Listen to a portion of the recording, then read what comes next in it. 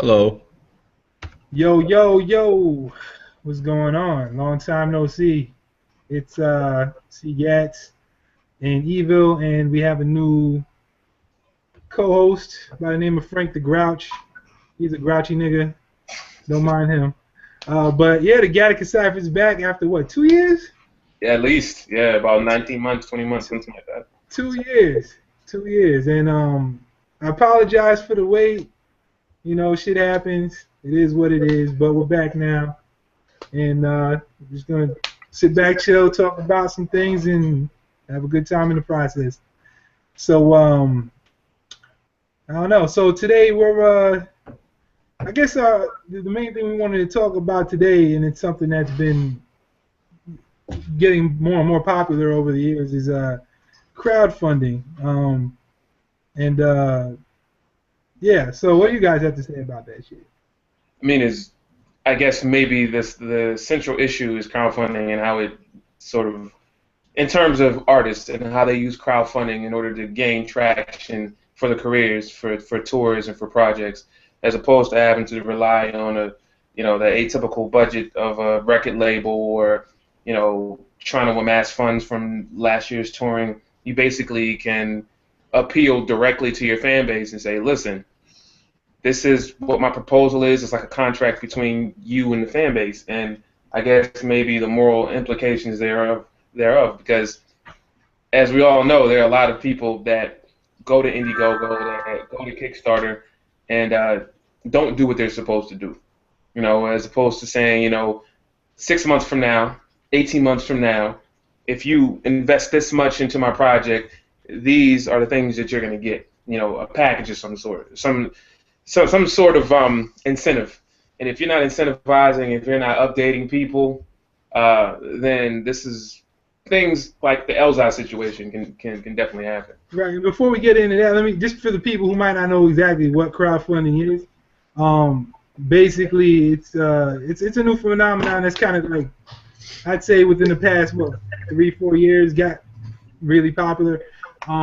Basically, it's an avenue for pretty much anybody to receive funds from complete strangers, whether it be for I mean, there's different sites for different things. Like for instance, you have GoFundMe, which is for more like personal things. Like you can actually go to that site and put a page up and ask people, hey, I need money for college or something like that. And if people decide they want to do that, they can send you money and bam, it's in your PayPal account or whatever. Then you have Indiegogo and what's the other one? The more popular one? Kickstarter. Kickstarter. Thank you. I don't know how I forgot that. Kickstarter, which is probably the most popular one out there, which is what a lot of mainstream corporate and mainstream entities use to basically do the same thing, except like Eville was just describing. Like let's say somebody wants to make an album, and I don't know, maybe they're not signed to a record label and they're independent. And as you know, it takes resources and money to record an album. When you're on a label, usually the label fronts you the money for that. If you're not on a label, you got to come out of pocket yourself. A lot of times, people like myself and Eville, who are hip hop artists, you know, we don't have that backing, so we might need a little bit of help. You go on you go on Kickstarter, set up a page, and usually you incentivize these donations with like you get a copy of the album, and you pay extra, and you'll get like T-shirts or other kinds of merch and shit. You might get a ticket to a show or whatever the artist does. And so and the expectation, like Evil was stating, is you pay this money, you get these things. So what we were about to get into was there's an artist out there that me and Evil really sort of looked up to in a lot of ways as an MC named Elzai. Was with the group Slum Village a while back. He's no longer with them. He actually set up a Kickstarter for an album, which would have been his second album for a damn near 20-year career. That everybody was really excited about. That knew who he was and who was a fan. And Evil, you want to give a little more insight on that? Did you walk away from the computer? Did y'all both walk away from the computer? Really? Hey, we're rolling live. What can I say? Yeah. We'll wait.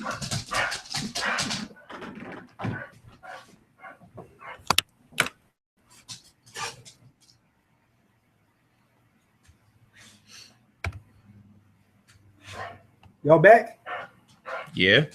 Oh, that's good. That's good. Good to know that my co-hosts are with me. Shut up. Awesome. How the Life fuck happens both of y'all sometimes. gonna get up and walk away from the damn show? It's hard to explain that somebody comes to your door in the middle of a podcast, fam. So I just got up and came right back. My mic was on. I forgot to make sure my dog didn't start going crazy on everybody. So whatever.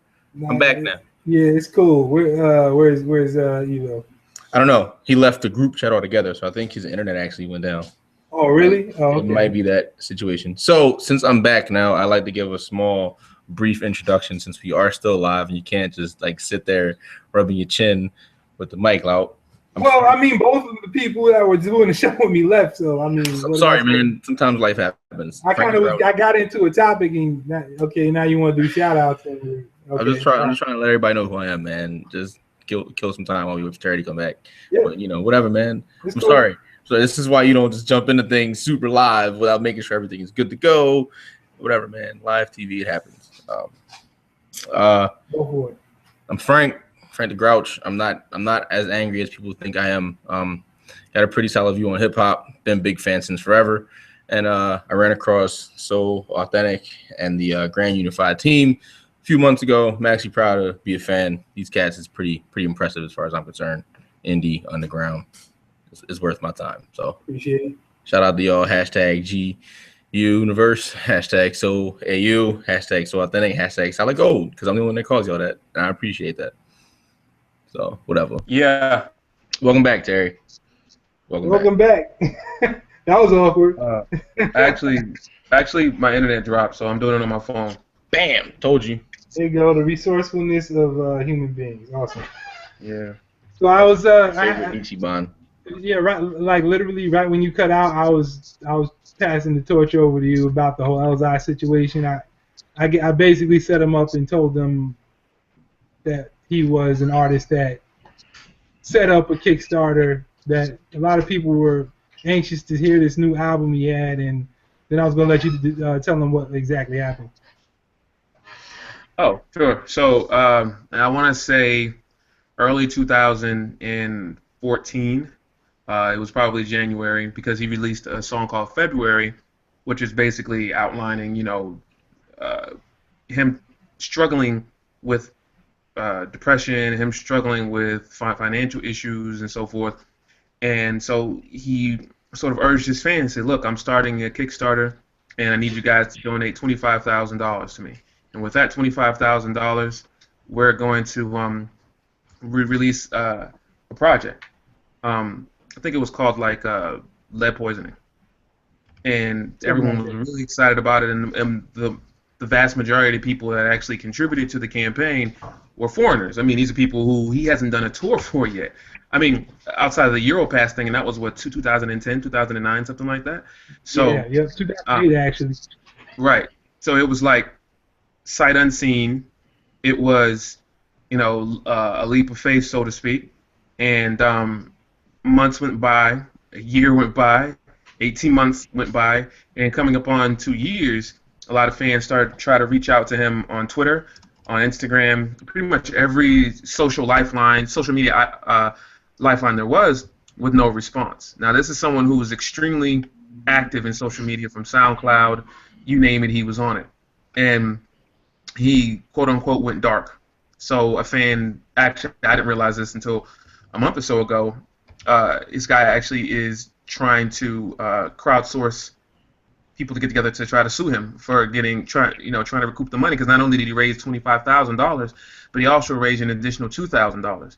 Now, he hasn't provided any updates. He hasn't provided any, some incentives, but they were just basic, like signed copies and T-shirts and stickers and things of that nature, but nothing substantial, and definitely nothing that wouldn't warrant someone thinking that this is a little suspicious. And what's sadder about this is that he is not only a throwback, but a very rare artist nowadays, considering how sort of bereft the whole landscape of hip hop is of lyrical people. So it's very disappointing, and I hope it's not true, honestly. Yeah, I mean, what is true is that he hasn't communicated very well to his fans about what's going on. You know what I'm saying? Like, even if he had every intention of still completing his album and fulfilling his promise, which he already has broken half of that because he passed the date that the album was supposed to drop. Oh yeah. Like, it's terrible to just like completely shut your fans out. You know what I'm saying? Even if, I mean, let them know something's going on. Tell them, shit, I got my fucking leg blown off. I can't do the album for another year or something. You know what I mean? Like, something. And what's weird is that he shared an article outlining, the whole claim, and he hasn't issued a counterclaim. He hasn't refuted any of the charges, and this could mean as much as jail time for him. So that was really puzzling. He actually shared an article, which I thought was very odd. So I don't know if it's him doing it or if it's his representative doing it. So there's something going on that's really fishy, and I would love to know what the hell it is, because he's one of my favorite artists, from my favorite rappers, period, like overall.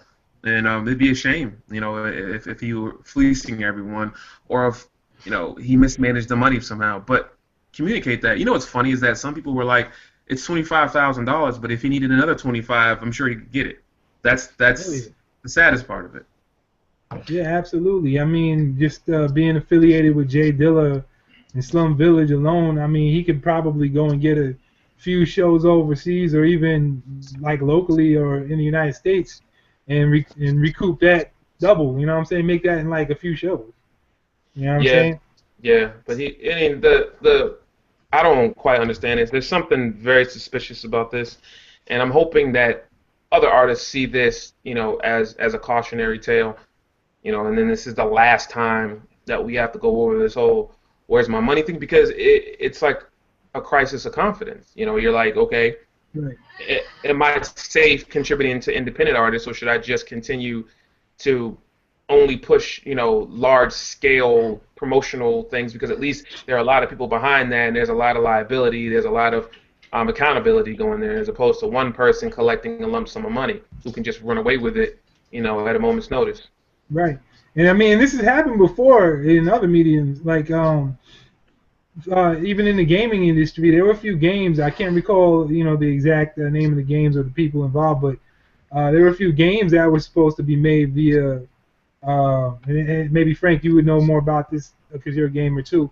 There were a few games that were supposed to be made through like Kickstarter that never got done, and then I think in one case, these guys made millions of dollars and just never made anything and never gave their fans anything back, and they're actually going through litigation too. I mean, there's more than just one instance of that though. Like Kickstarter, there's been several instances, be it music, movies, or whatever, and where people have done the crowdsource thing and they don't kick back what they promised, whatever. Like there's several examples of gaming. There's a few artists, and then there's I believe there's a couple movies that did it too. But at the same time, I mean, it's bound to happen. It's just nature of the beast. People ain't really the greatest of all time.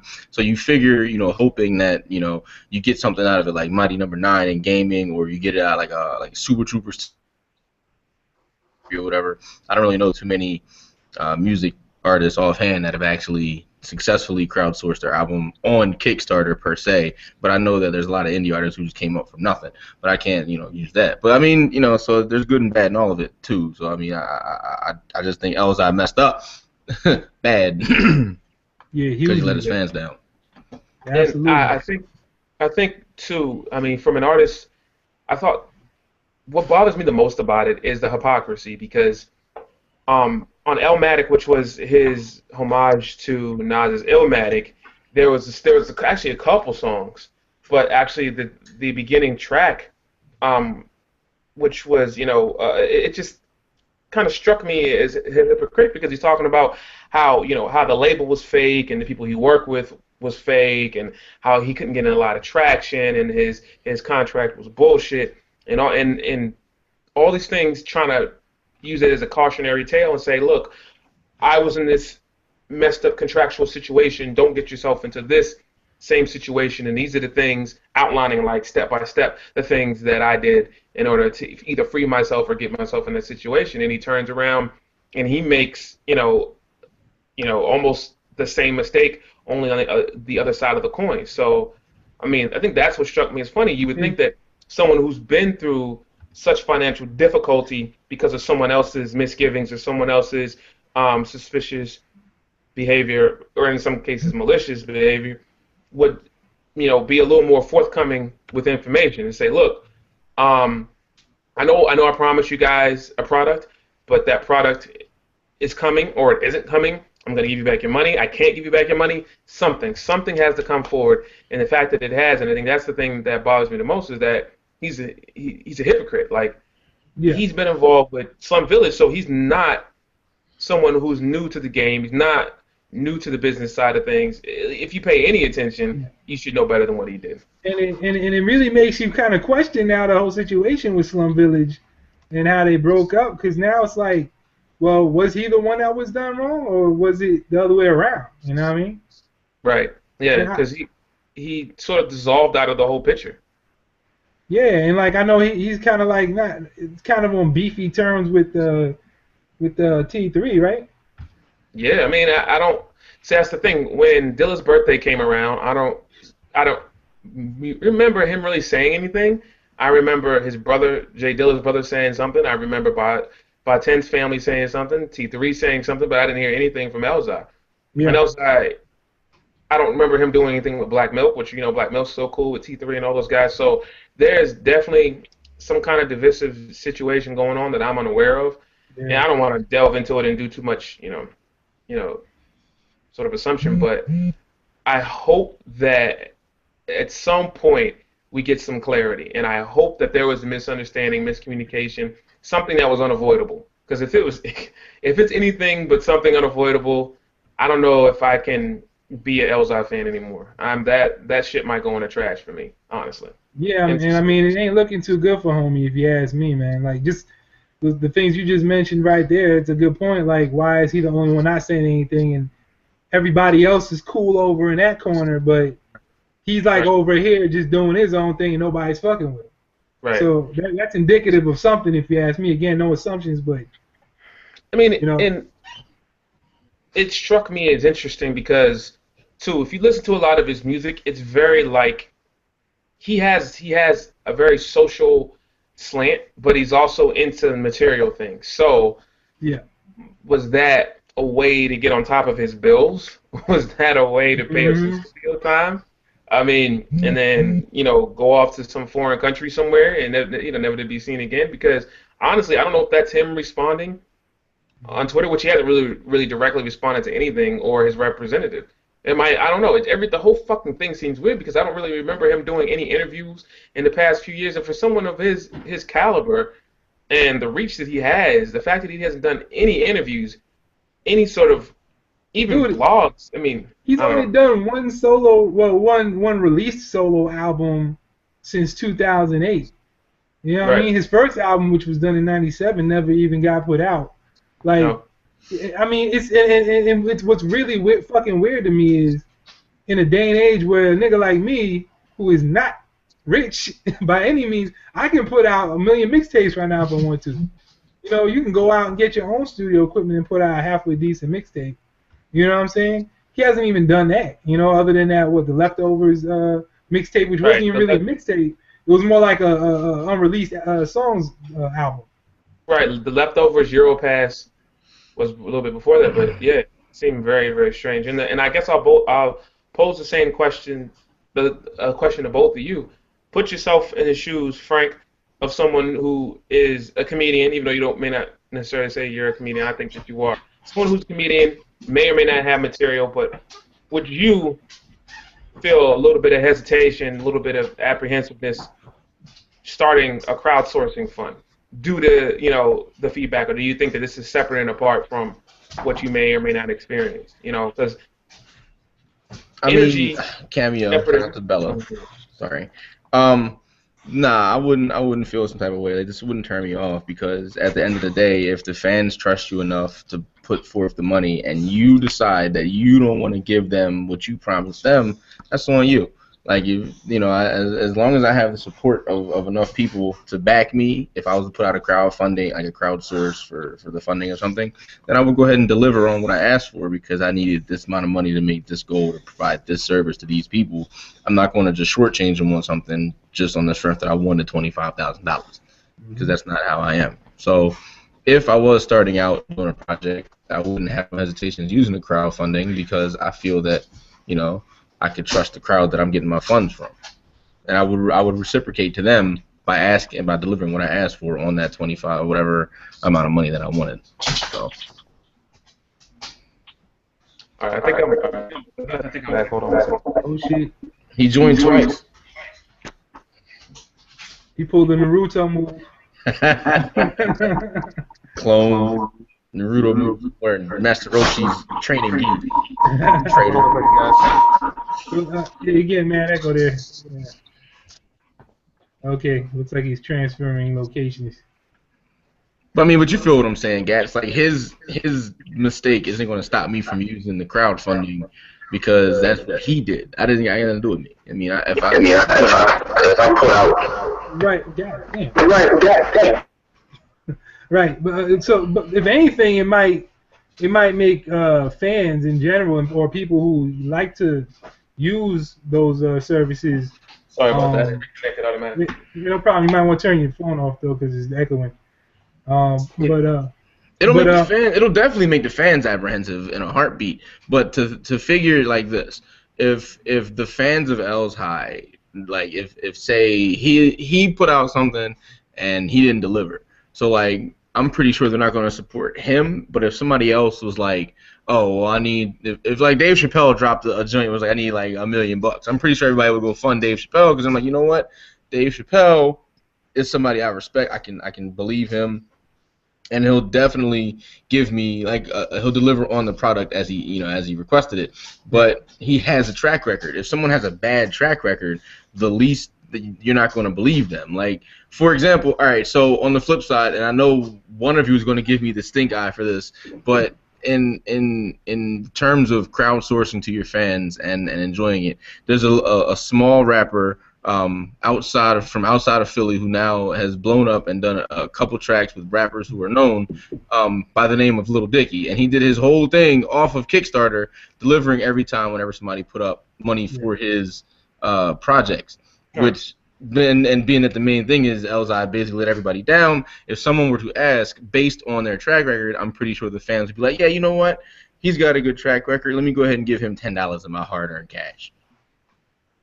So it's not the person or the fans. It's more still the person that you see who's asking for the crowdsourcing. Like if you can go on Kickstarter and browse around. Like there's a dude who randomly got 10 grand for potato salad, and I think that just happened as a joke. So it's like you kind of gotta take the good with the bad, like grain of salt wise. Like if you see somebody you think is going to actually produce on what they promised for the money wise, then let them and throw the $5 at it. But at the very least, there's legislation in place now that you can sue them if they let you down. So yeah, I mean, I only ask because I know it seemed like an odd question, but I asked because if you're hesitant about having people give you money because of someone else's mistakes, so there are a lot of people that pull their projects off Kickstarter when a lot of these indie movies started snatching money because they don't want to be associated with the ilk, with that same group of people. And then they came back 6 months later after everything had blown over and said, look, we're not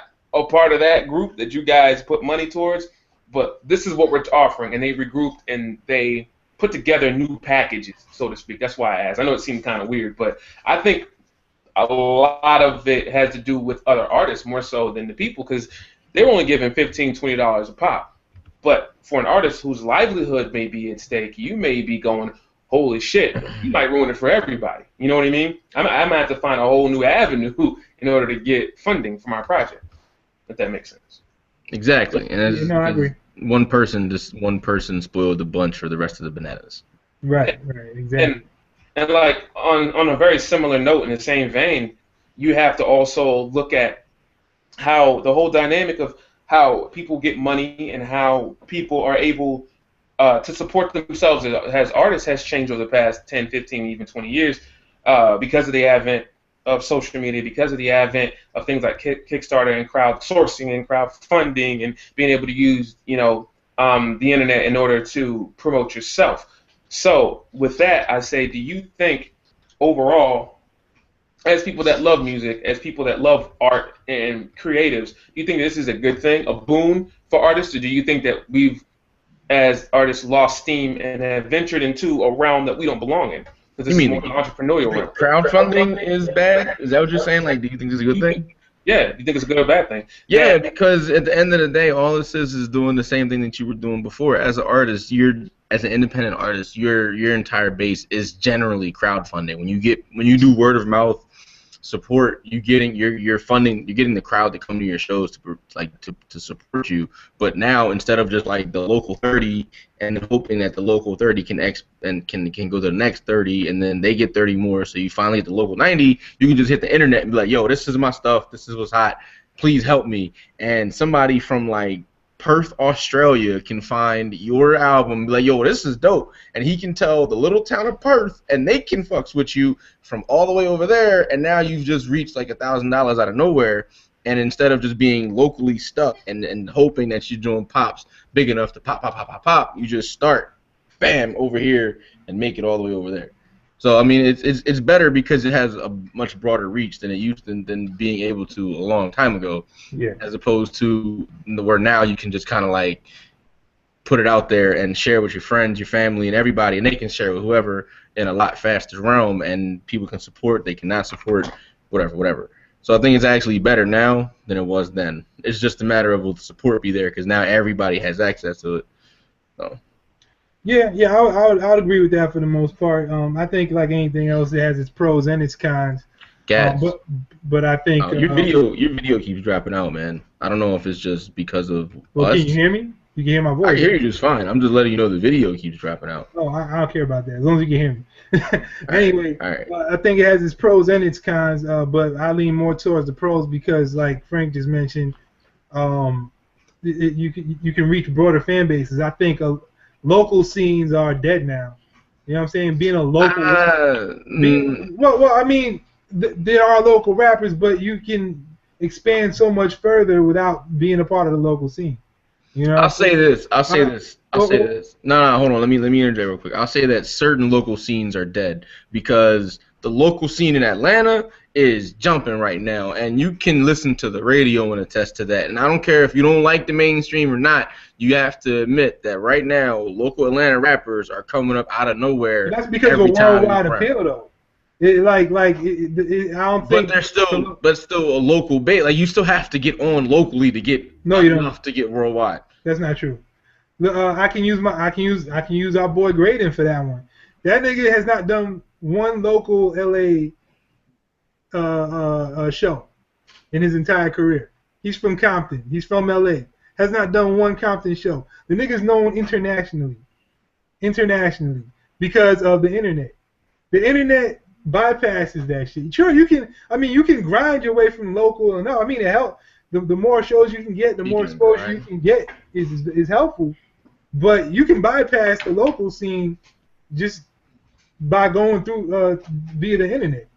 I'll say also it sort of depends. It's very relative. It depends on your market. It depends on your genre, and sure as fuck depends on your timing. So if you're from a market like DC and you do go-go, and you're from an area where go-go is big, and you know someone that also has done go-go and they're on the radio, your local, your locus or the frame in which you're able to perform and get exposure much larger than say someone like Graydon, who is, for all intents and purposes, what they call a secular artist, not necessarily secular in terms of religiousness, but it's in terms of where he performed in high school section.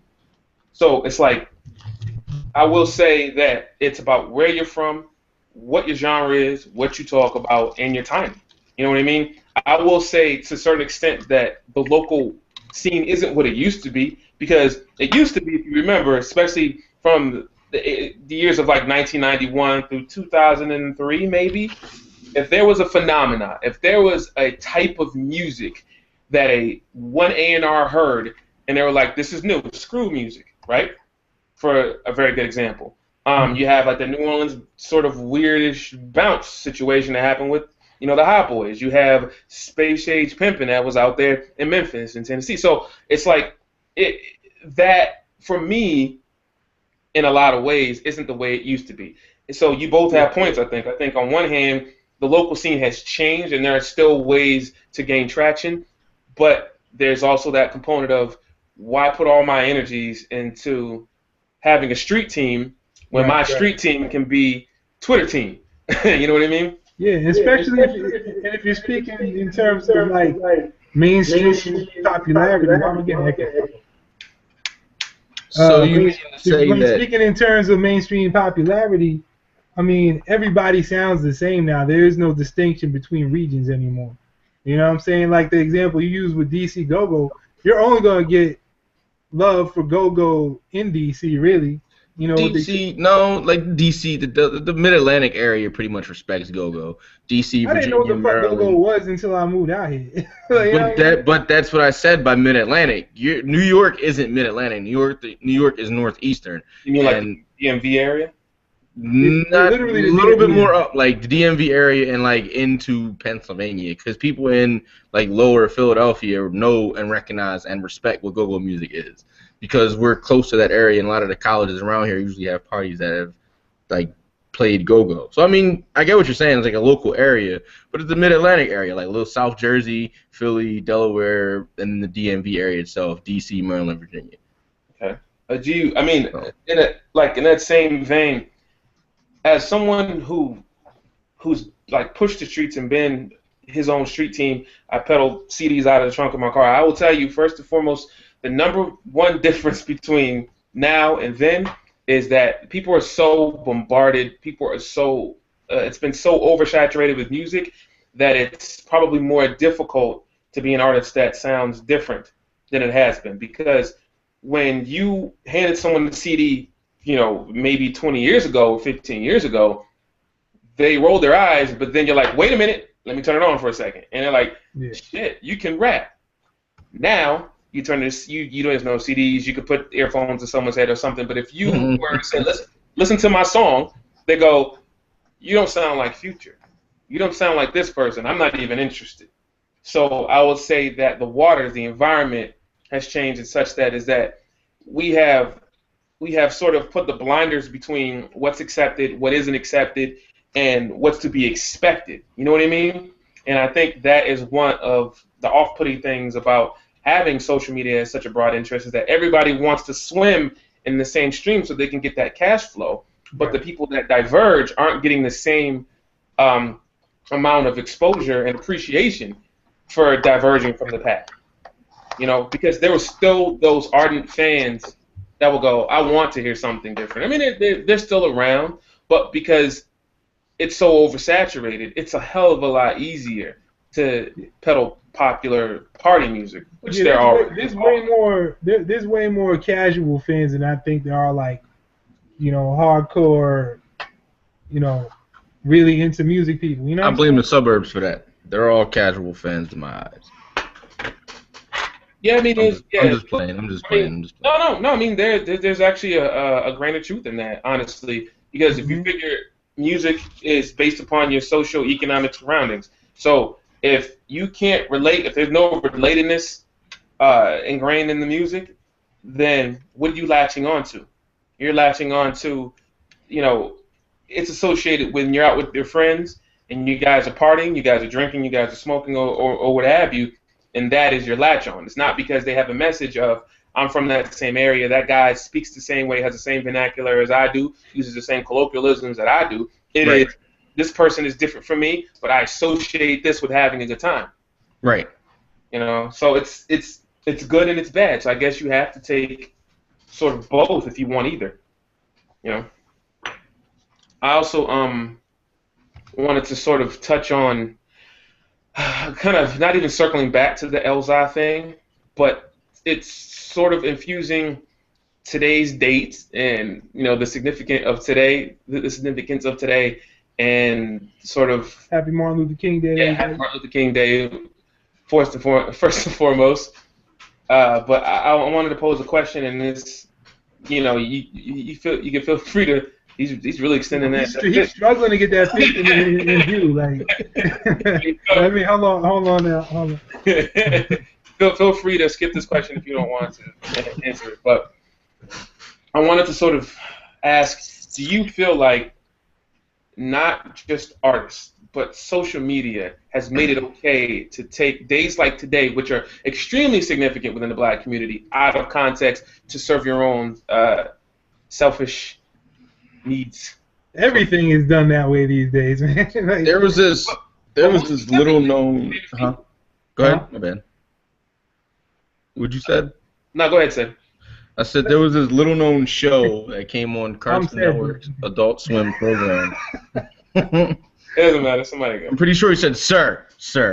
And it was called The Boondocks. And one of their episodes, they touched on this. They said, what if Martin Luther King didn't die? Would his name still be used for, like, the same stuff, like the parties and all the random stuff? And it basically touched on it. And I'm not going to quote the episode because I'm sure everybody's seen it by now. But it always resonated with me with, like, at what point did it just become a day off? Like, when did it change from a legitimate, respected, man, this dude meant a lot to all of the communities, not just the African-American community, but everybody? When did it become more than just, the meaning and the reason why he was assassinated, respecting the fact that he was assassinated, to just a holiday and a reason for people to party and bullshit and party and bullshit? That's what always bothered me. Nobody ever seems to know when it switched, but it just happened. And I never could understand that, because it's like, it's kind of it's obviously disrespectful, but it's still kind of showing the remembrance of his, memory. But I don't know. It's hard to articulate at the moment. I didn't formulate a point for it. Yeah, I'm just saying. I think just people in general have become complacent over the years, because I mean, it's not the same now like it was when we were like knee deep in the civil rights movement. I mean, we're starting to get movements going again just now, like over the past couple of years. But for the longest time, we all felt like, okay, racism. Well, we didn't all feel that way because we all dealt with it. But like the broader community in America felt like, oh, there's no more racism, and there's nothing to fight for. You know what I'm saying? Right. I'm not saying that's what it was. I'm saying that was the broad. That's pervasive.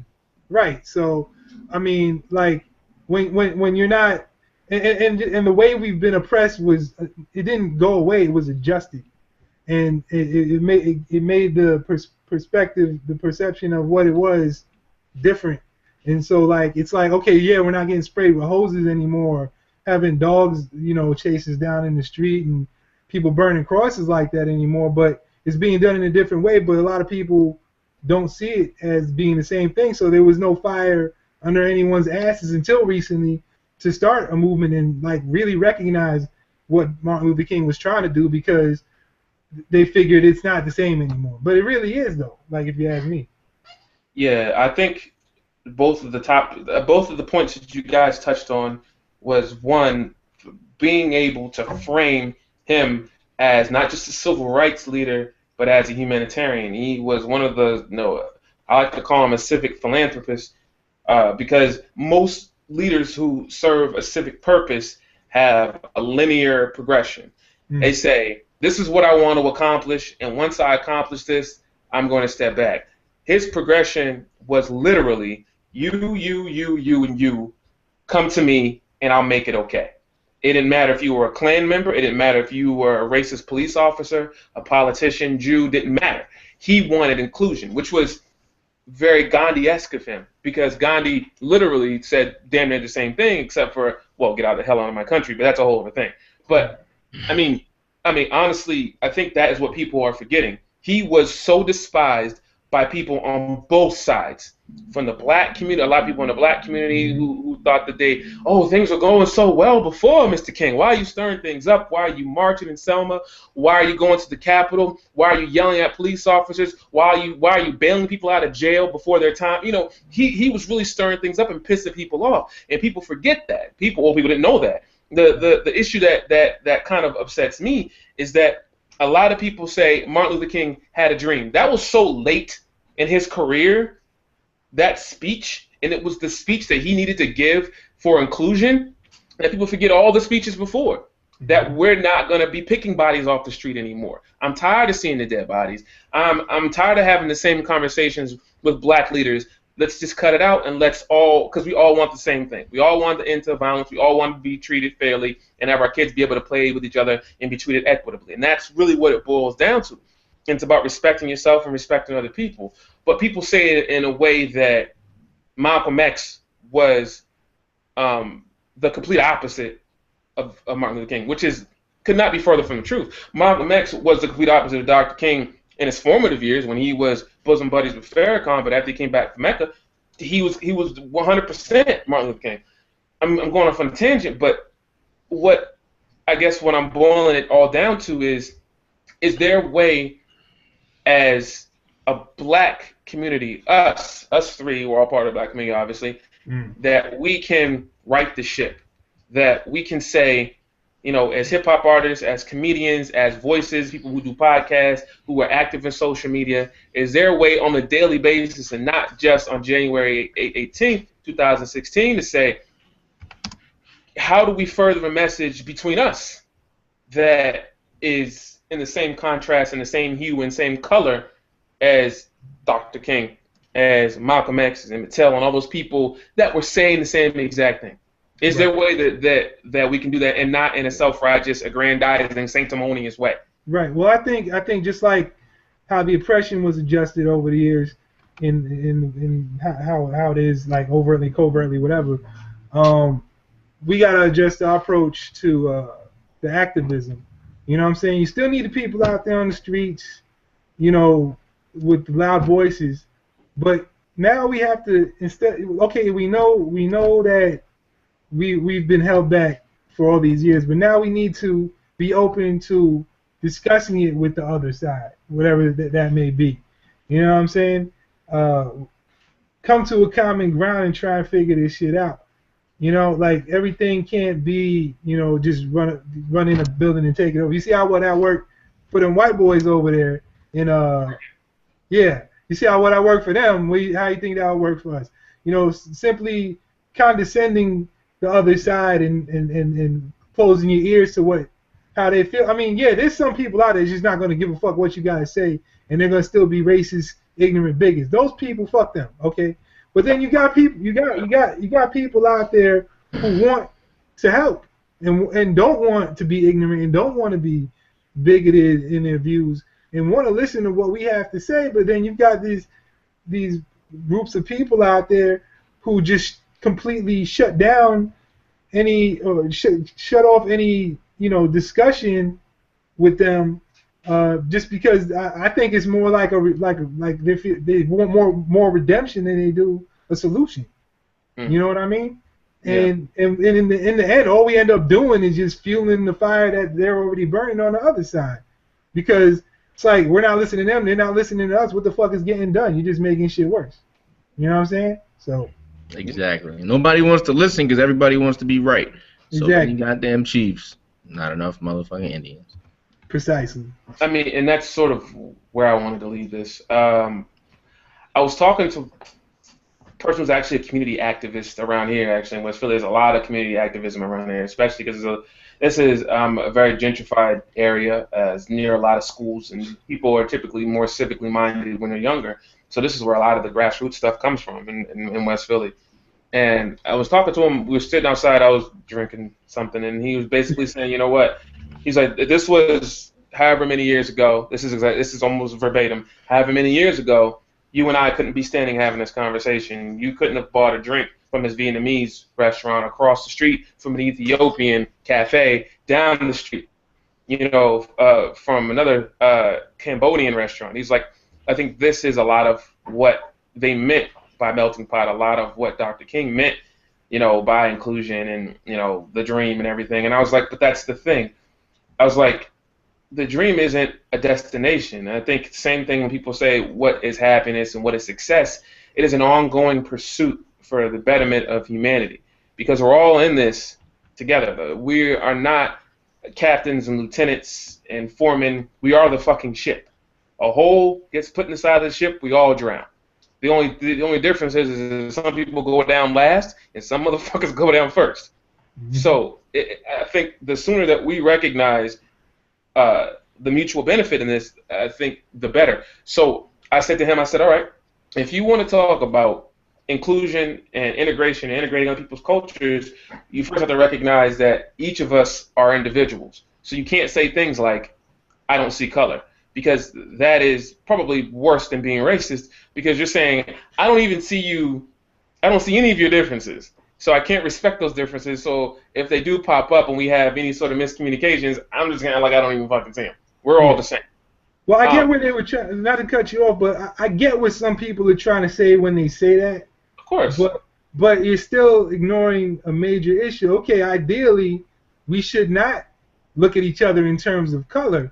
That would be fucking fantastic. I mean, that's how it should be. But unfortunately, there's a large amount of people in this world that will look at another person and say, hey, he's darker than me. Fuck that guy. You know what I'm saying? So you can't ignore that fact. There's nothing you can do to ignore it. You might not see color, but that motherfucker over there who, shot that young boy because he was wearing a hoodie and he was dark-skinned, he saw some fucking color. See, and that's the thing. I don't necessarily believe that that's a very honest statement to make. Because the mere fact that you say to me, I don't see you as a black person, sort of turns that whole concept on its head. You recognize that I'm different from you, and that's okay.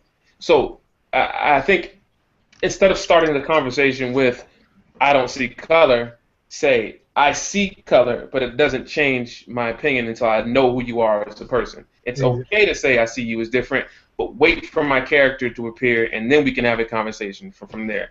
And I think that is the more honest way of looking at it, as opposed to saying this sort of sanctimonious, holier than thou, well, I don't even see it anymore. There's a veil of holiness that floats in front of my face at all times, and I'm not able to see people as different. It's bullshit. Right. Absolute bullshit. So I think racially fluid.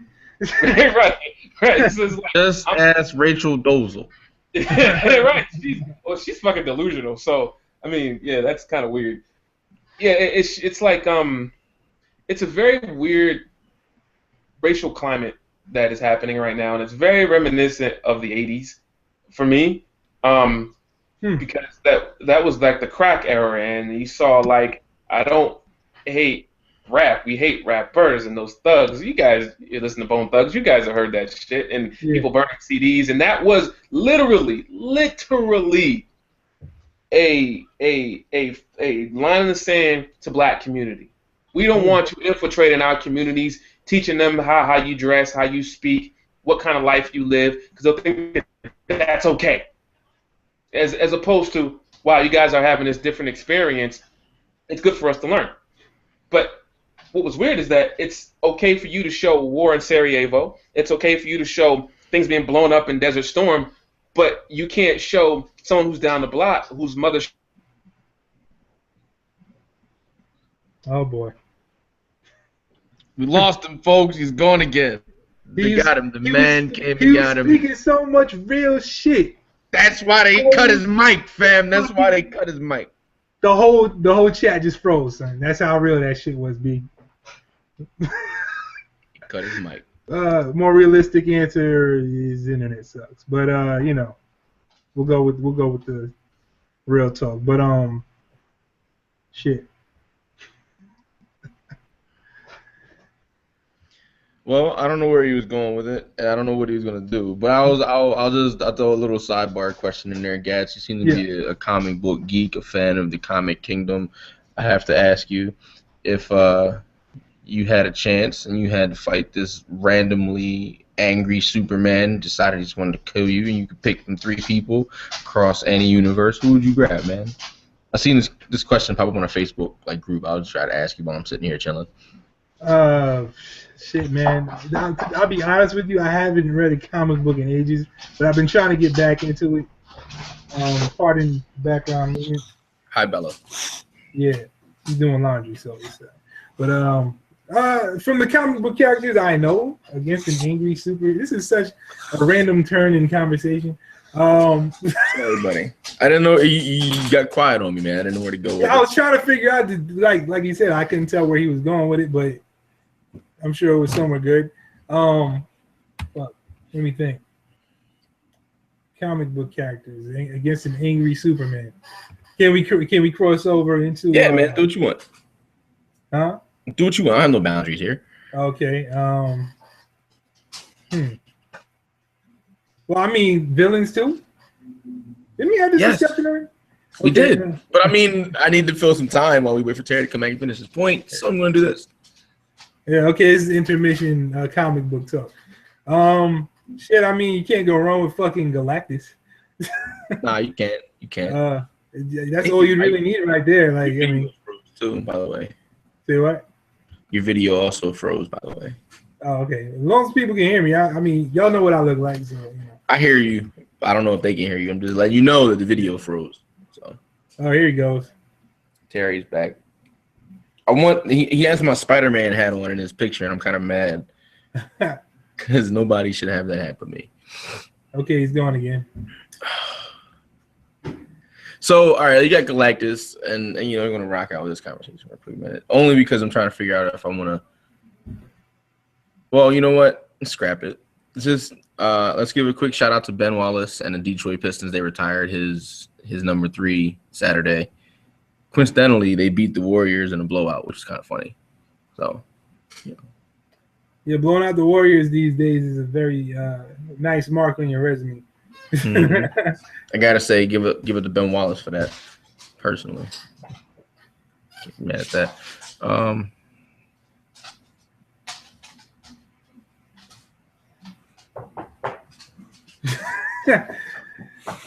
Well, hi, Bella. Huh? This is my co-host. As you can see, my dog. She decides she wants to jump in here every now and again. She's nosy. Yeah. So all right. So I want to shout out. Go ahead. No, go ahead. I want to shout out your boy, your homie Graydon Squire, because that triple album he just put out was probably the best thing I heard of all last year. That didn't have any backing and huge marketing publicity. So. Oh man, that album's a complete classic, and I'm not just saying that because I was on it, but save the 2 or 3 tracks that you were on. That album is a classic. You can put those in the vault for never listen to again. Oh yeah, absolutely, man. He put so much time and effort into that album. I think it was dope, man. I gotta shout him out. Yeah, I mean, it was years like the last album he put out was 2012, I want to say. Oh wow. And he had started working on this one immediately after that one. Oh. Yeah, we got the Ryukin versus shit done while he was in between tracks on that. Okay. So Blair. Huh? Yeah, you back. You're back for now. Welcome back, buddy. Yeah, we were just filling in time. We started getting into Graydon's new album, the Type 3. Oh, it was incredible, man. Oh yeah, incredible album, man.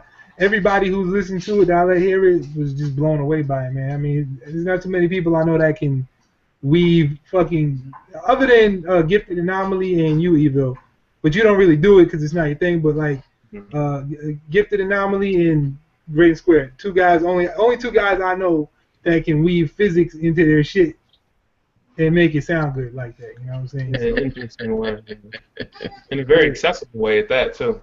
Right. Yeah, y'all, and the guy I'm talking about, Gifted Anomaly, y'all really need to check that dude out. He's man, like he's one of my top 5 like dudes I know that can spit. Like, seriously. Yeah. But yeah, I'll let you guys carry the conversation. I'm sorry, I forgot where I was, where I got cut off at. So. Yeah, we realized. So we kind of tried to move it along. That's where we got stuck. We got stuck. Yeah, we lost our glue. He said sorry too. Yeah, I wanted to touch on something real quick, if that's okay. Yeah, we roll, man. This is just regular conversation, man. Okay. I wanted to. We talked about this earlier, sort of touching on. We talked about homophobia and things of that nature in terms of hip hop and how it kind of intertwines itself, and it's sort of a microcosm of like the black community and so forth. But what do you feel like the expectations that are thrust upon males in the hip hop community to be a certain thing, and females, to that extent as well. To be a certain thing, behave a certain way, drink and smoke and things of that nature. Do you think it limits a lot of the output and maybe stymies it a little bit? At least that's what I get sometimes. Absolutely, man. I mean, and it's beyond even just hip hop culture. It's just like American culture almost, like, and even more so when you go into, Black American culture, it almost gets magnified. It gets worse in a lot of cases, especially in the inner cities where masculinity is like mandatory. And what masculinity is, something that new co-host, the dog. But yeah, no. So like, masculinity is something that seems to be very important to a lot of these rappers today, and the idea of masculinity has a lot to do with their ability to not be feminine. You know what I'm saying, or feminine. Right, and, as if that's a pejorative. You're right. And to answer your question, does it limit the output? Absolutely, because now you're saying that touching on topics of what you perceive to be not masculine, that now you can't talk about certain things without being called a bitch or a pussy or a bitch ass nigga or whatever the case may be, or fuck boy, whatever the fuck people are calling that people these days. Right. Like whatever the emasculating shit they're calling each other these days. You know what I'm saying? And as much flack as Macklemore got for the whole Grammy fiasco, and people, I swear to you, when that song came out, you heard even people that supported what he was saying in that song. When he got the Grammys, it turned into a whole. Now all of a sudden they hated him, but that's a whole other story. Let me, I digress. But like, you're not gonna hear, another Same Love for a long time because of that, or as many at least. You know what I'm saying? I'm sure you have a couple copycats out there, but there's a perception that if you talk about something like that, or you support equal rights for anybody who's not within your group, then you're some kind of a sellout, or or if it's specifically about homosexuality, then you're gay too. You support homosexuality, then you're a homosexual. And first of all, that shouldn't be viewed as something negative. It's just a lifestyle. It's sexual preference. And it's like, why shouldn't I be able to make a rap song about equal rights for these people? Why shouldn't I be able to talk about or even taking away the homosexual aspect, talk about how I'm feeling? You know what I'm saying? Like, one thing, even though I know you don't really like Drake's music like that, Terry, but one thing he gets a lot of flack for that I think is bullshit is the fact they're like, oh, he talks about his emotions too much. Why? I think we need to talk about it more. No, I agree. I give him props for that, if anything. You know what I'm saying? He might not be the greatest lyricist of all time or anything like that, but he's not afraid to talk about certain things that are taboo within the hip hop community. Yeah, he's very honest. I'll give him that. Well, except with his accent, but yeah. I think imparting your self and imprinting it directly into your work is expressing yourself, whatever that experience is. It's central to music, central to creation, central to creatives. Because what if somebody like Dali or somebody like Picasso or Cezanne decided, you know what, I don't like the way I like the way this guy paints, and I see the type of reaction he gets for painting in a certain fashion. That would have robbed generations of viewers, of people who love art, of that particular style, whether it be abstractionism, cubism, or just whatever. Same thing goes for music. I think, even though I'm not a Drake fan, I do appreciate him for who he is. He is unfiltered in a lot of ways, even though he knows he gets absolutely just bandied about as someone who's weak, as someone who's non-masculine, so on and so forth. And truth be told, the masculinity is a right that you're born into. If you have the right set of chromosomes, X and Y, X and X, you are going to be male, female, period. If you're a male, you're feminine. If you're a female, masculine. Of course, we're talking about gender fluidity. You could be a little bit of both, but that's a whole different topic of discussion. What I'm saying is what makes you a man and what makes somebody a woman has nothing to do with their behavior. Absolutely nothing. The fact that you wake up in the morning and you have a certain set of genitals and you grow hair from certain places, you're a man. You're a woman. Period. I think that the conversation stops and ends there. The problem is that rites of passage come into play, and that's separate and apart from being a man. We don't have to go out and hunt for food anymore. We don't have to wage war, every single day of our lives, just as a member of society in order to prove ourselves and keep our resources safe, at least not on the scale that we used to. So that idea of masculinity is antiquated, always has been, but it's carried from here to now because of that. It's very convenient. It's easier to exclude someone from a group because of a difference and say, hey, you don't act the way we've always acted, so something's wrong with that. And that's homophobia, that's sexism, that's classism, and it goes all the way down the line. So people say, well, it should be extruded from hip-hop, but in a lot of ways it is ingrained in hip-hop. And is it an act? Absolutely. Absolutely it's an act. It's not real. Because when we go home, when we're with our families, or with our loved ones or someone we care about, we are not that person that we are when we're in the club or we're on the microphone or we're writing. We take on a character. I'm a lot more aggressive when I write. I'm a lot more sensitive when I write, but that's okay.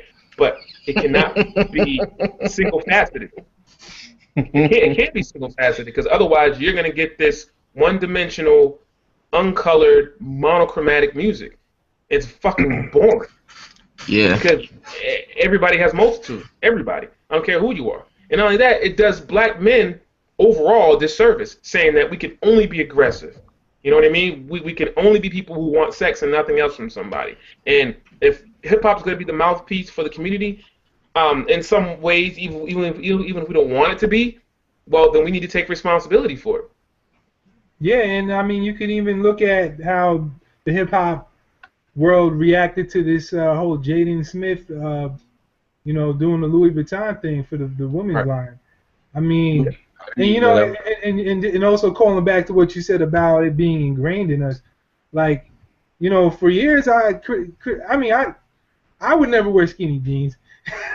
You know what I'm saying? But like, just the reason why I wouldn't wear them is, I mean, first of all, it don't look comfortable, but but my initial reasons were because, and this is me being honest about myself, I'm not afraid to say this, I thought it was a feminine thing to do. And then further examination of that thought process, does that really make sense? I mean, right. If you put skinny jeans on Mike Tyson, is he any less effective in punching the motherfucker in the face and knocking him out?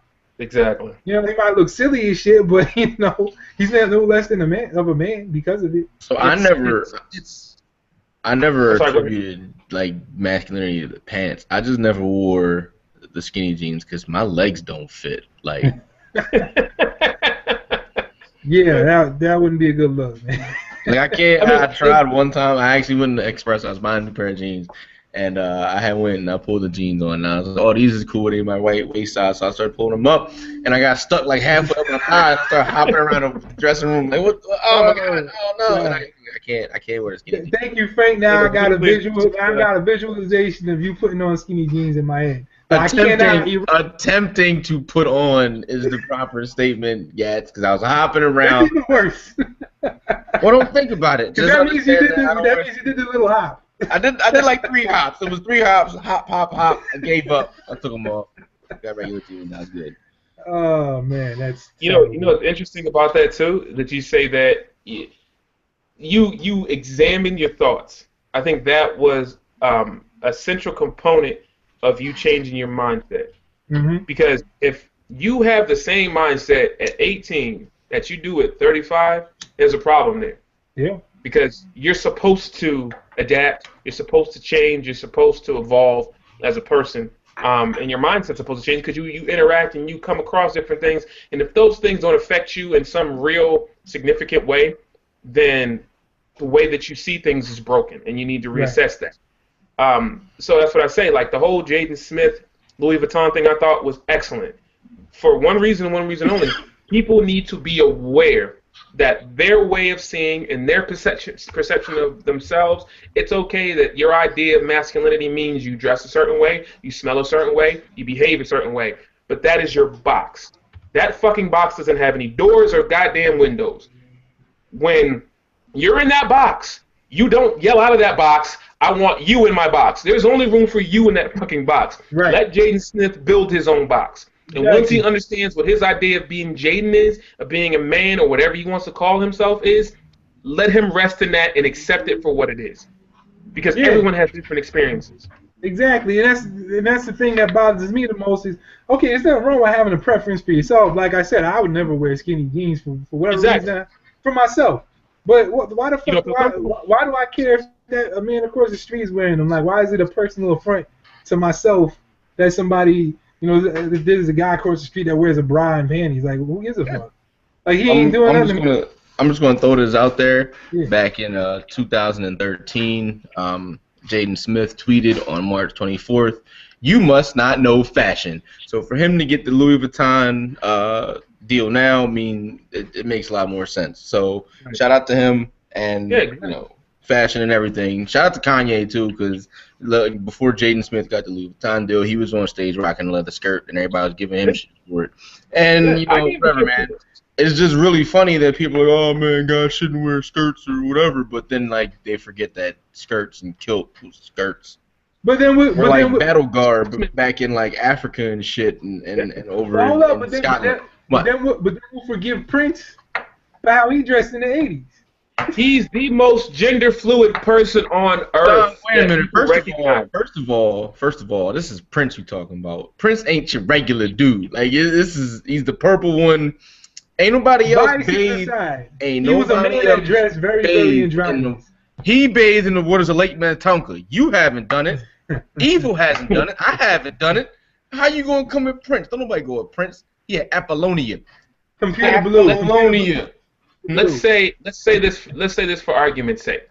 Say you have a son or you have someone that you're mentoring, and they come in and they say, "I need to talk to you for a minute. Please sit down." You say, "I don't want to sit down."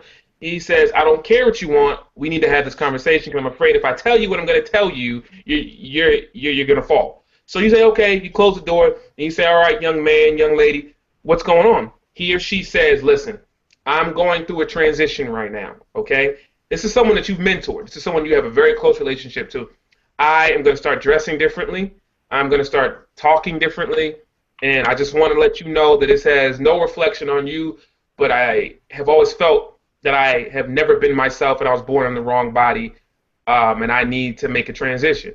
What would your reaction be? Cool. When we chilling. It makes no difference. I know your reaction. They don't know that. Are you asking me or are you asking our viewers? No, I mean, my reaction by now too. Whatever, man. I got you back. Yeah. It's like if you want to dress, it's cool. Yeah, whatever, man. I'm putting it out there, speaking into the wind. Eventually we might get one. Okay. So, shout out to that one viewer that we don't have right now. It's I don't know. I think it's important that people feel included, that people feel part of a collective. But the problem with a collective is human beings feel the need to put a label on that compartment and say these are the only things that we'll accept because in this circle we're all the same. The only problem is the world doesn't reflect that compartment, and then that makes them make their compartment, and then those two things become at odds. You see what I mean? And I think that we should, as people, obviously, that we should all start to say, hey, look, there are no more compartments. Everyone has their own little box, and we have a big-ass box that literally has infinite room. And I think if we say that more, just as individuals, even though sometimes we feel like, oh, our reach isn't that much, but between me and Ced, we reach in this, hell, Frank too, dude. Like, between the three of us, we have thousands of people that we're able to affect.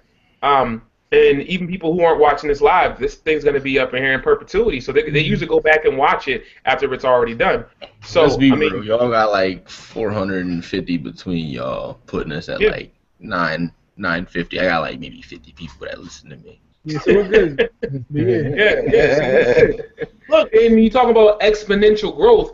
Those 900,000 whatever, because I had 3,000 people look at my freestyle video, so that, and then they have 100 and they have 100, so that's tens of thousands, potentially hundreds of thousands of people that get some part of that message. It may filter down. So I only say that to say this: everyone. I keep using the box thing, but it's important because it's these walls and everything reverberates in it. It's very important to understand what everybody's box is. It's just not going to change, man. Not going to change. I think it's very cool. Sort of in the same vein of things. I think it's very, very cool how people are treating Black History Month this year. I don't know if you guys know this or not, but a lot of the major cities, I don't know if they're going to actually do this. A lot of the major cities are actually going to have, like, I guess what you want to call it. I don't want to say Cosby Night because that's just no. We know that. But if you remember that black families like whenever a black show would come on, even if it wasn't a good show, we would give it a good 2-3 weeks because if we don't make this, please support this show. Maybe they'll get better. Right. So a lot of people are saying, instead of this, you don't know shit about Black History Month this year, we want to go on Twitter, go on Instagram, go on Facebook and say, hey, ask me questions about my experience. You over there, what about your experience? It's Black History Month, but because essentially everyone's from Africa, what's your experience? Let's share experiences. Let's trade a little bit and then find a common ground, find a similarity. Hey, my mom went through a very similar thing, or my great-great-grandmother was also an immigrant. Let's find some similarities. I think this month is a great month to try to make at least one of those interconnected, sort of situations happen, honestly. So, I mean, if that actually happens, that would be fucking phenomenal, man. Just one person, dude. And then that person does it to another. It's pay it forward on a much larger and more effective scale, because if you engage someone like that, they feel like they're a part of the collective. Like, holy shit, someone I don't know or know that well is taking an interest in me and my history. Because I can't name one person that doesn't care about where they come from. A lot of people's issues stem from mothers, fathers, grandfathers, uncles, aunts, and so forth, brothers and sisters. So the fact that someone takes interest in is trying to find that point of relatedness, I think that's going to do a lot towards bridging the gap.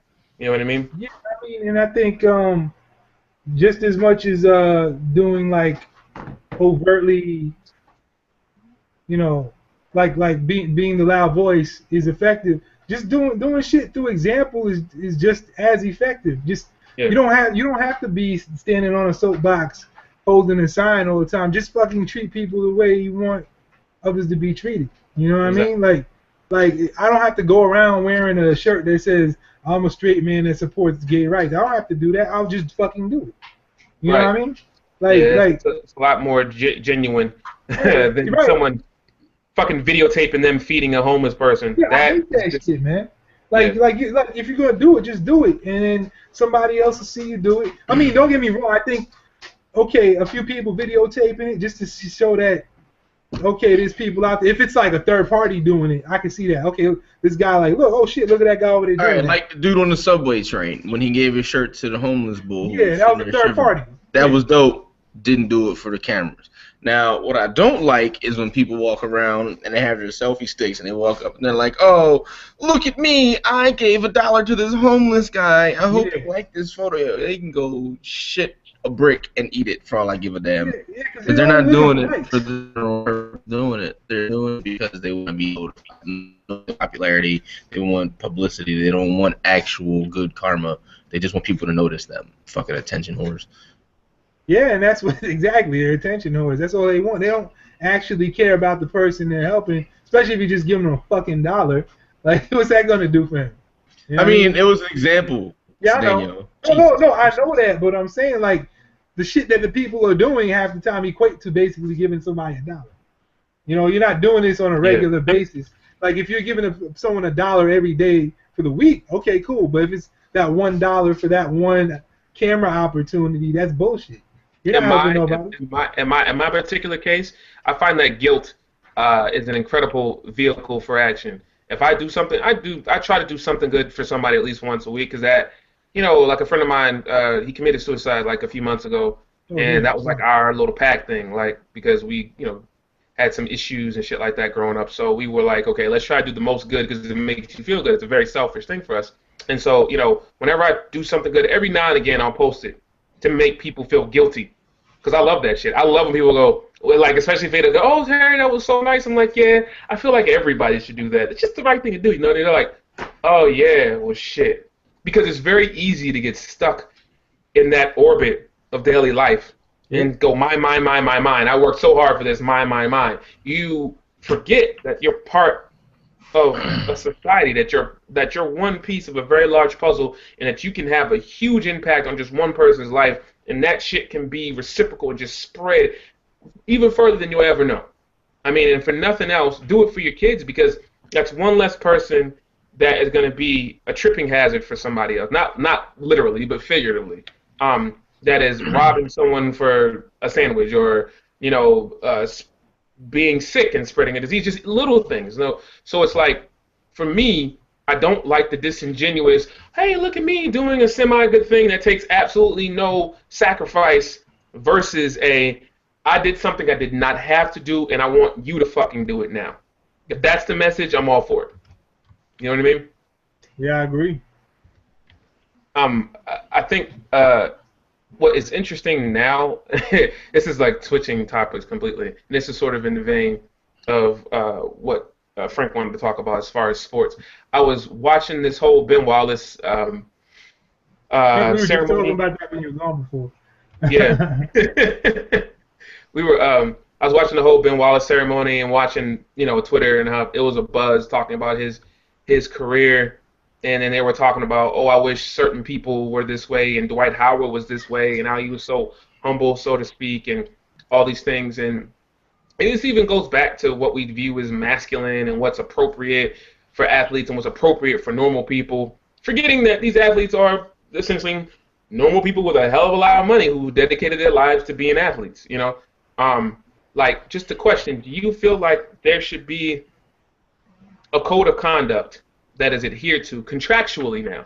I'm not saying just sort of nebulously floating out in space and then people who cross that line are, mocked. I mean, literally saying, we want you to behave this way while you're under contract with the NBA. Do you feel like that is something, I mean, there is something that's codified, but not to this extent. I mean, literally saying, if you don't adhere to these very specific rules and guidelines, you're out. They did that. No, I mean, like, for instance, I'll give you, yeah, to a certain extent, but I mean literally saying, if you go on Twitter and you talk shit about your teammates, if you talk shit about your coach, if you get into verbal sparring matches with other players, you're out of the fucking NBA. They're not going to do that because, number one, that generates press. And, I mean, they'll fine him overall, but they're not like, just because a player says something negative about his coach or his team, it's not like he's like generally just be like, these guys suck, so I'm not going to play a game. No, he can voice his opinions and be like, damn, these guys suck, and still be okay. Like, he can still play the game.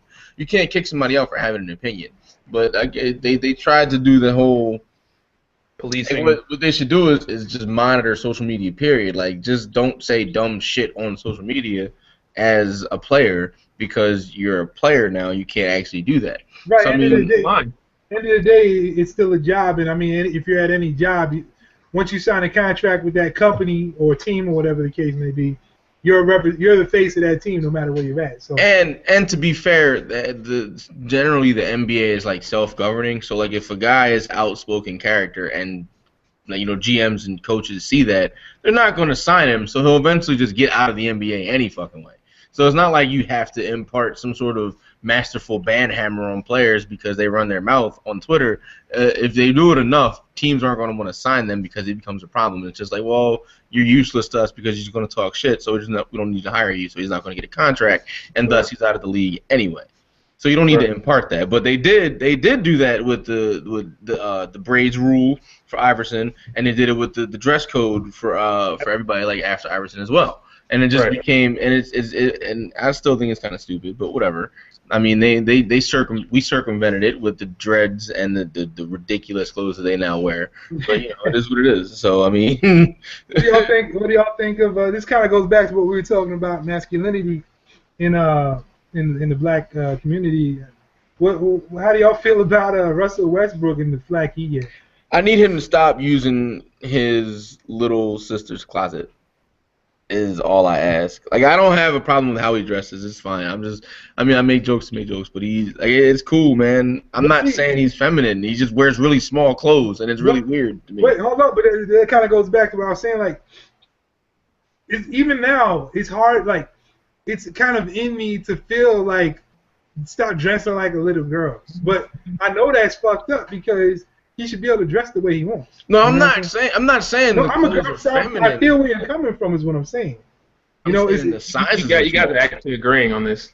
Yeah, I'm agreeing with you, man. No. I mean, no. I just want the word. I don't want to be misconstrued that I'm saying like he's dressing like effeminate. No, I'm saying he's actually dressing in small size clothing, and it's really weird. Like, I feel let's be that real, it is what's considered effeminate, though.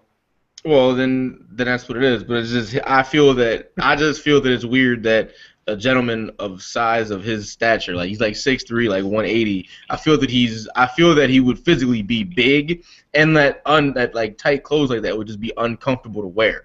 I don't know. Maybe that's how I just feel the comfort factor. But I guess he's comfortable. So I mean, whatever. Let's keep it 100. We look at him and we're like, he's dressing like a woman, are we not? I just think he's dressing really tiny. I've always said it. He's got small clothes on. I've never actually said. And I'm saying that line of thinking is wrong, but let's keep it 100. Like that. Like what I'm saying is, it's something that's kind of been etched into our like culture. Yeah. Like even now, I'm saying that the shit's wrong, but I still feel it. I still like there's something in the back of my mind telling me there's something wrong with that, but it really isn't.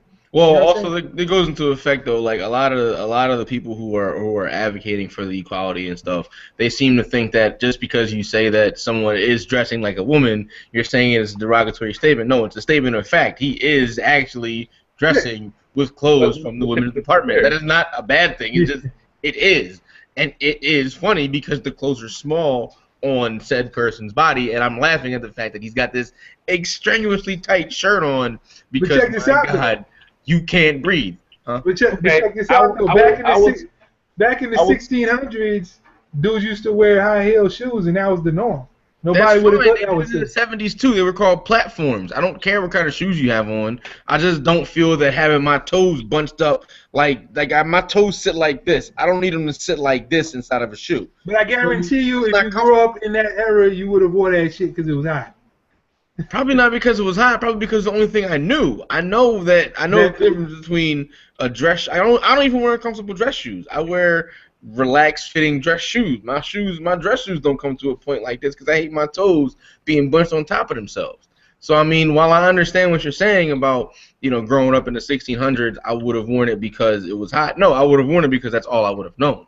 So like now, they still had a very that was a lot of what you're talking about is basically people who were going to like formal gatherings and things of that nature. Like you definitely wouldn't be wearing buckled platform shoes on a daily basis. Your feet would be fucked up unless you were like a justice or something that was sitting all day, or somebody who was a very high stature cleric or something like that. But I will say this: there are things that are generationally appropriate and things that are tinged to an era that are appropriate. So what we're doing and what we're discussing is the same thing every single generation has discussed since forever. Should this person be allowed to wear this? Right. Do you think, should we perceive a person wearing this as so on and so forth? Now, I posit, who gives a fuck? I think you should be able to say to a person, you look goddamn ridiculous, and that person say, fuck you.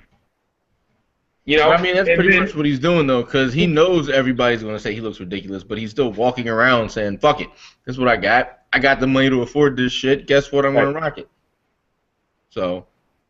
Yeah, and I also think it kind of comes along with that whole, especially in the black community, being ahead of the Joneses. You know what I'm saying? So, being, like, if you want to stand out, like fashion-wise, you got to go left field from what everybody else is doing. So, I mean, we transitioned from the baggy jean, champion hoodie, Timberland era almost directly into this tight pants, women's sweater with the flowers on it. I think because that's just the kind of nature of the beast to just be ahead ahead of the Joneses. Because those if somebody says, I want to look different, and another person goes, holy shit, that's different, let me try that.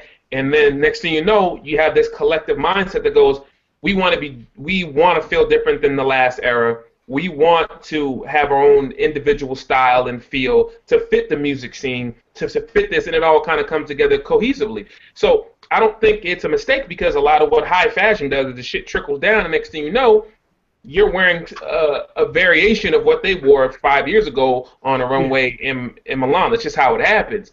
Now, what I'm saying, basically, which is all, I probably already said it, but I think it's important that we are all honest in dialogue and saying, what you're wearing is something that I don't understand why you're wearing it. Mm-hmm. But I'm not going to stand in your way and make it difficult for you to express yourself. Right. You know, and I think that's as far as anybody can go. I'm never really going to say, I accept that you look like Beetlejuice shrunk down into a doll size, and that's okay for me, because it's not, because I personally come from a different era. I personally have different ideas of what fashion is, obviously. So, you know, because my taste, I don't hang around high fashion designers. I don't have millions of dollars. I'm not dating models, so I don't understand the fashion world. Neither is Russell Westbrook. Yeah, huh? I was just saying he's not that either.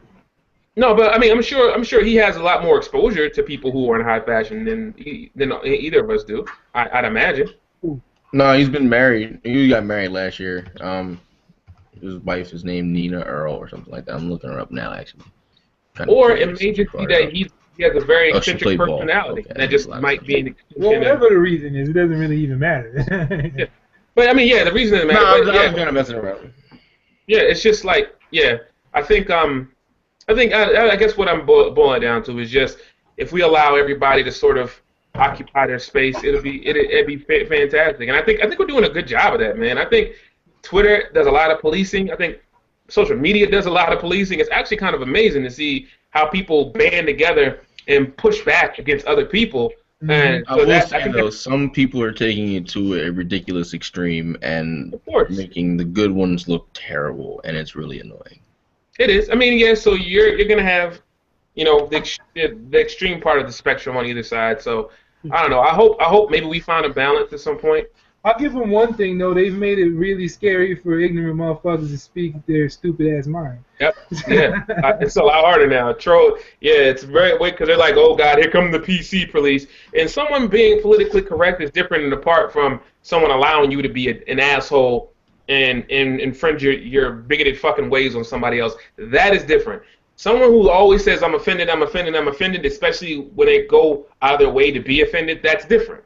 And someone saying, holy shit, I didn't even expect that to come in here. You literally hurt my feelings. Can you fucking stop? And you say, fuck you, I'm going to keep going. That's different. Like that post I just saw recently. I don't know if y'all saw. I put it up on my Facebook. It was somebody on Twitter. They were like, you're a terrible parent if you assign your child a gender-based name. Oh, you should call them baby God. self. Like, I don't know if that was real or not, but that is kind of like how things are going right now. Right. People just like find.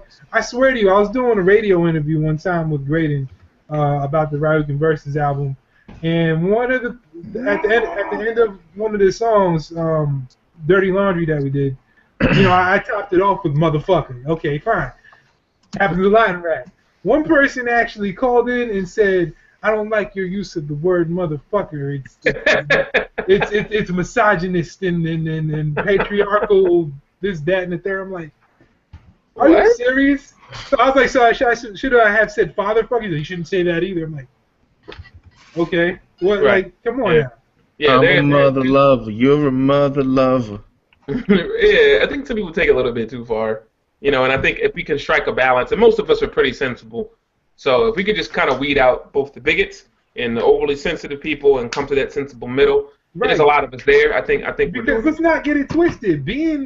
And look, I don't feel it's within anyone's rights to assign sensitivity to like what's too sensitive and what isn't sensitive. But there is a line to where, like, if you allow shit to get too fucking sensitive, that's detrimental to the human race as well. Because if we all become soft in the grand scheme of things, we become more susceptible to defeat in general. Yeah.